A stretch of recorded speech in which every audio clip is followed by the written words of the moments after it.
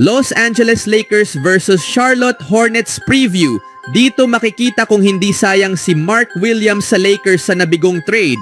At Steve Kerr, nagtrending ang mensahe kay Curry sa Olympic Game matapos manalo ng ginto. Ang Los Angeles Lakers ay naghahangad ng mataas na pwesto sa Western Conference at bawat laro ay isang pagkakataon upang pagtibayin ang kanilang posisyon bago ang playoffs. Sa paglalaro sa harap ng kanilang mga fans, sisikapin nilang ipakita ang kanilang dominasyon at hindi bigyan ng pagkakataon ang kanilang kalaban. Sa kabilang banda, ang Charlotte Hornets ay humaharap hindi lamang sa malalakas na kalaban kundi pati na rin sa walang katapusang listahan ng mga injured na players. Dahil wala ang kanilang mahahalagang players, nahihirapan silang lumaban sa lower end ng Eastern Conference. Gayunpaman, sa ganitong mga sitwasyon, madalas lumilitaw ang tunay na karakter ng isang team. Wala nang mawawala sa Hornets kaya maaari silang maglaro ng malaya, walang pressure at may hindi inaasahang agresyon. Bagamat malaki ang agwat ng kalidad sa pagitan ng dalawang team, inaasahang magiging interesante pa rin ang laro para sa mga nag-aalinlangan kung kaya pa bang dominahin ni LeBron James ang NBA para sa kanyang edad. Malinaw na hindi pa nila napapanood ang Lakers ngayong season. Patuloy niyang ipinapakita ang kanyang husay, may average na 24.3 points, 7.7 rebounds and 9.0 assists per game. Parang bagong graduate lang siya sa kolehiyo sa bilis ng kanyang galaw sa court. Pinatutunayan na ang edad ay isang numero lamang.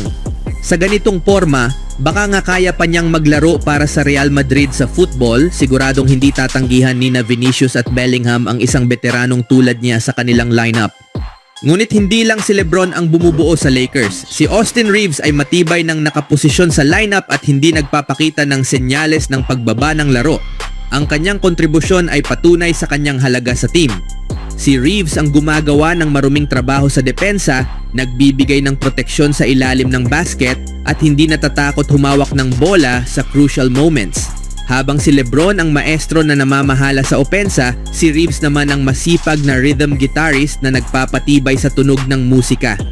Gayunpaman, may problema ang Lakers pagdating sa lalim ng kanilang roster. Sina Cam Reddish, Dorian Finney-Smith at Gabe Vincent ay nakalista bilang day-to-day kaya maaaring maglaro o manatili sa bench. Samantala, siguradong hindi makakalaro si Maxi Kleber dahil sa injury sa paa, isang malaking kawalan para sa depensa ng Lakers. Siya ang isa sa mga sandata nila sa pagpapalawak ng depensa ng kalaban kaya siguradong pagsubok ito para sa coaching staff ni JJ Redick.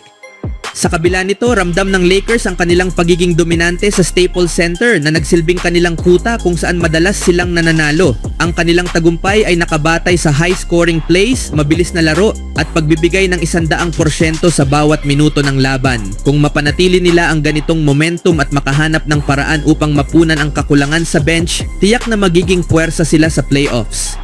Sa ngayon, patuloy na nagpapakita ng kabataan si LeBron habang si Austin Reeves ay parang sanay ng makipaglaban sa mga alamat ng laro. Titingnan natin kung kayang panatilihin ng Lakers ang kanilang pwesto sa standings, lalo na't nagmula sila sa pagkatalo kontra Utah matapos ang All-Star break. Kailangan nilang bumawi sa harap ng kanilang mga fans at muling magbigay ng isang kapanapanabik na laro, isang hamon na siguradong tatanggapin ng team. Samantala, para sa mga fan ng basketball, malinaw na ang season ng Charlotte Hornets ay hindi isang blockbuster kundi isang mahabang thriller na may nakakadismayang plot. Ang team ay tila gumuho dahil sa sunod-sunod na injuries na parang hindi ito NBA kundi isang reality survival show. Sa kanilang huling 10 laro, isang panalo lang ang nakuha nila at tila sinusubok ng scriptwriter ng kanilang season ang pasensya ng mga fans. Lalo pang lumala ang kanilang sitwasyon nang mawala si LaMelo Ball. Dahil sa kanyang pagkawala, naging isang magulong eksperimento ang opensa ng Hornets kung saan ang improvisation ay pumalit sa estratehiya. Hindi lang siya isang playmaker, siya ang makina ng team. Ngayon, ang opensa ng Charlotte ay parang isang kotse na nawalan ng preno, naliligaw sa hamog. Kitang-kita ito sa kanilang laban kontra Lakers. Kulang sila ng isang taong makakalikha ng mga pagkakataon para sa kanyang mga kakampi at makakapagbigay ng tamang pasa sa tamang oras. Kung iniisip mong ang injury ni Ball lang ang problema, humanda ka pa. Ang injury report ng Hornets ay parang closing credits ng Lord of the Rings. Mahaba at malungkot. Grant Williams, torn ACL, Brandon Miller, wrist injury, Trey Mann, back issues. Lahat sila ay hindi na makakabalik ngayong season. Out din si Josh Okogie habang ang status ni na Mark Williams at Musa Diabate ay hindi pa tiyak. Halos kalahati ng roster ay mas maraming oras sa medical tent kaysa sa court. Dahil dito, si Miles Bridges na lang ang tanging sandigan ng Hornets. Siya na lang ang huling haligi ng pag-asa para sa Charlotte. Ngunit kahit ang pinakamahuhusay na bayani ay napapagod din kapag nilalabanan ang lahat ng suliranin. May average siyang 19.5 points per game. Ngunit hindi ito sapat upang baguhin ang sitwasyon ng team. Wala silang consistent scorers, kulang sila sa matibay na big men at tila wala ring swerte. Bagamat nagpapatuloy pa ang season, tila nasa survival mode na ang Hornets kaysa sa totoong kompetisyon. Sa kabuuan, naglaro na ng 68 regular season games ang Lakers at Hornets laban sa isa't isa. May 43 panalo ang Lakers habang may 25 naman ang Hornets. Bagamat may kalamangan ang Lakers, ilang beses nang nagulat ng Hornets ang kanilang kalaban, lalo na sa mga home games. Sa mga nakaraang season, kapansin-pansin ang dominasyon ng Lakers laban sa kanila matapos nilang talunin ang mga ito sa kanilang huling 5 laban. Speaking of Lakers, bibisita ang Charlotte Hornets sa Los Angeles Lakers bukas sa Crypto Arena. Si Mark Williams ay nakalista bilang probable sa status report ng team habang bumabalik siya sa kompetisyon matapos ang kanyang reconditioning. Hindi pa nakakapaglaro si Williams para sa Hornets mula nang ma-rescind ang trade na magdadala sana sa kanya sa Lakers dahil sa pagbagsak sa physical exam. Ayon kay Roderick Boone ng Charlotte Observer, siya ay nanatiling malayo sa team sa nakaraang linggo. Samantala, si Dalton Neck na dapat ay mapunta sa Charlotte bilang bahagi ng naturang trade ay nakabalik na sa aksyon kasama ang Lakers. Ang pagkakalista kay Williams bilang probable ay nangangahulugan na bumalik na siya sa team at may malaking posibilidad na maglaro laban sa Los Angeles. Ang kanyang pagbabalik ay magdadagdag ng lalim sa center rotation ng Charlotte, lalo na matapos nilang makuha si Jusuf Nurkic mula sa Phoenix Suns bilang bahagi ng isang salary dump trade.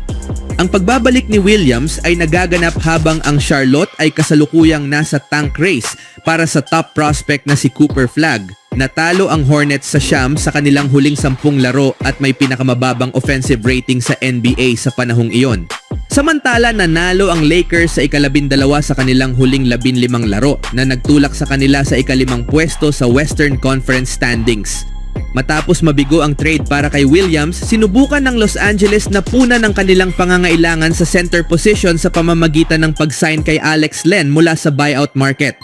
Sa huling balita, ang NBA ay isang liga na puno ng matinding kompetisyon, ngunit may mga pagkakataon kung saan ang mga players ay maaaring magsama-sama. Ganito mismo ang nangyari nang dumating ang Olympics nitong nakaraang summer. Pinamunuan ni Warriors head coach Steve Kerr ang Team USA sa Paris Olympics, kung saan maraming stars mula sa liga ang bumuo ng team. Isa sa mga ito ay ang Warriors guard na si Steph Curry na nagpakitang gilas sa gold medal match laban sa France upang pangunahan ang Team USA sa isang malaking panalo. Kamakailan, naglabas ang Netflix ng isang dokumentaryo na nagtampok sa basketball team at nakunan ang isang emosyonal na sandali sa pagitan ni Curry at Kerr. Simula nang maging head coach ng Warriors si Kerr mahigit 10 taon na ang nakalipas, naging bahagi na niya si Curry sa kanyang sistema. Sa panahong ito, nanalo na ang Warriors ng 4 na NBA championships sa pangunguna ng superstar point guard. Mukhang malaki ang posibilidad na magretiro si Curry sa ilalim ng pamumuno ni Kerr, lalo na't itinuturing silang isa sa pinakamagaling na head coach player duo sa kasaysayan ng NBA. Ano ang masasabi niyo mga kaibigan?